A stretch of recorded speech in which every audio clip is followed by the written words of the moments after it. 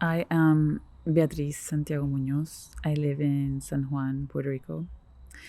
I would not say that my work is so much about this place as that I try to think with the place, or maybe with the assemblage of materials, senses, and ideas that is tied to this place. Like, for example, the experience of disorder that can overtake you when you come upon a lush countryside landscape with hundreds of cars in what seems like a haphazard arrangement and graced by peacocks and horses.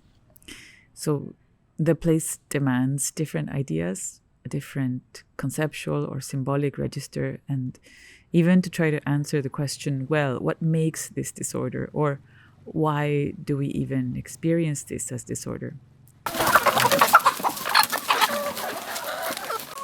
Aquí mate cinco clases malanga.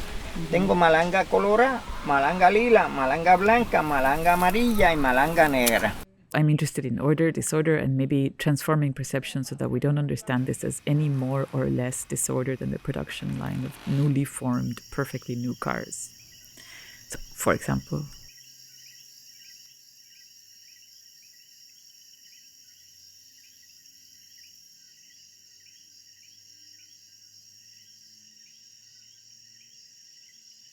so, what are we doing in this cave? Right now, I'm working on several projects at the same time.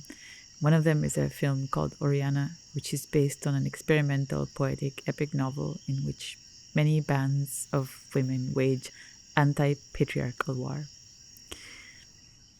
Lately, I want less and less to think about works with tight edges or things that come out fully formed. Like, this is one work, this is another work, and this is where one ends and the other begins, but rather to seep into each other. So this work might somehow whisper in the ear of another work, which is about time and disorder. I'm interested in forms and the meaning held in forms. So at the beginning of the work, there's this reference to a form of Sanskrit poetry called slesa, a form that tells two stories at the same time or hides one text inside another. So there are two threads, or maybe actually three or four, to follow along in the film.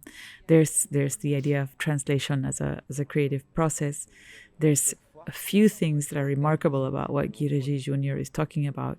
One is that he's speaking about a translation of Proust's remembrance of things passed from French into Haitian Creole.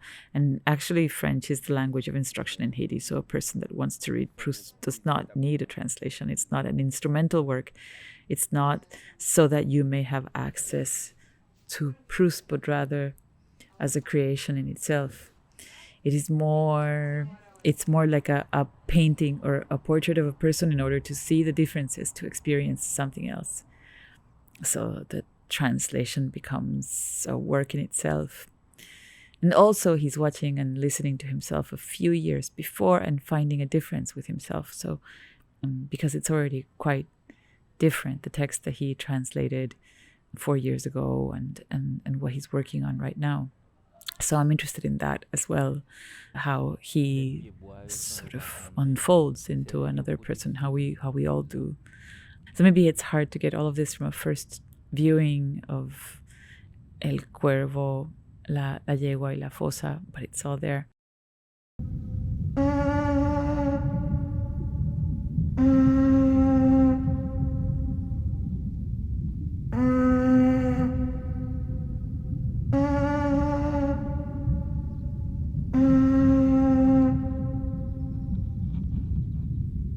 Ça nous connaît sous dossier à pas en pile, mais si ça nous joigne sous carreau noir, bail ont l'idée de reste bagay yo.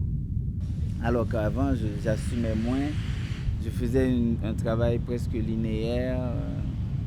Maintenant, je ne veux plus que ce soit linéaire, moins de respect en tout cas, de faire quelque chose de plus transgressif en fait. He also says something really important about translation, about the Madeleine. You could just replace it with something that is equivalent or analogous in his experience, or you could just let it stand and see what happens when you put it in Creole, when the material of the language, Haitian Creole, is used as a device. It becomes a conceptual tool with which to think about Proust's narrative. So there's all that in that film. Really convoluted version of the statement. It matters which ideas we use to think about other ideas.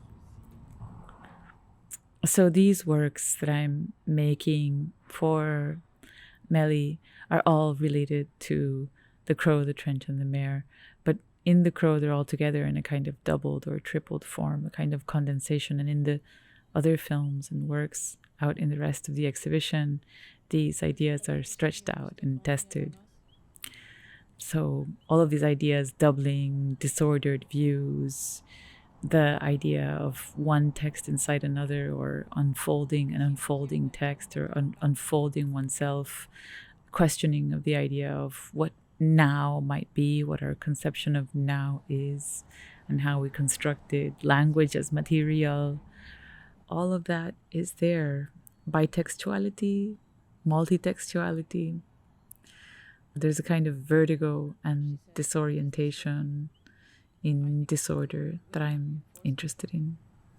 There is one that means the news is good. There is one that means the news is bad. There is one that means there have been heavy losses.